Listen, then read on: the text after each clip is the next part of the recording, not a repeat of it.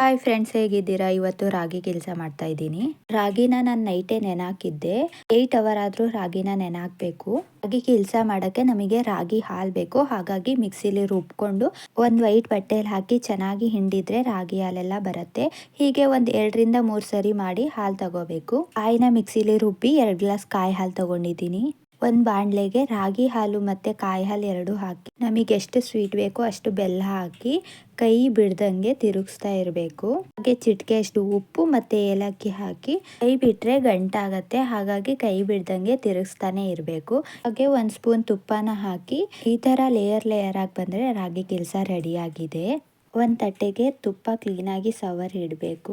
ತುಪ್ಪ ಸವರಿಟ್ಟಿರೋ ತಟ್ಟೆಗೆ ರೆಡಿ ಮಾಡಿರೋ ಮಿಶ್ರಣ ಹಾಕಿ 2 ರಿಂದ 3 ಗಂಟೆ ತಣ್ಣಗಾಗಕ್ ಬಿಡ್ಬೇಕು. ಕಂಪ್ಲೀಟ್ ಆಗಿ ತಣ್ಣಗಾದ್ಮೇಲೆ ನಮಗೆ ಯಾವ ಶೇಪ್ ಬೇಕು ಆ ಶೇಪಲ್ಲಿ ಕಟ್ ಮಾಡ್ಕೊಂಡ್ರೆ ಸಾಫ್ಟ್ ಆಗಿರೋ ರಾಗಿ ಕೆಲಸ ರೆಡಿ ಆಗುತ್ತೆ. ಹೆಲ್ತಿಗೆ ತುಂಬಾ ಒಳ್ಳೇದು. ನೀವು ಒಂದ್ಸರಿ ಟ್ರೈ ಮಾಡಿ.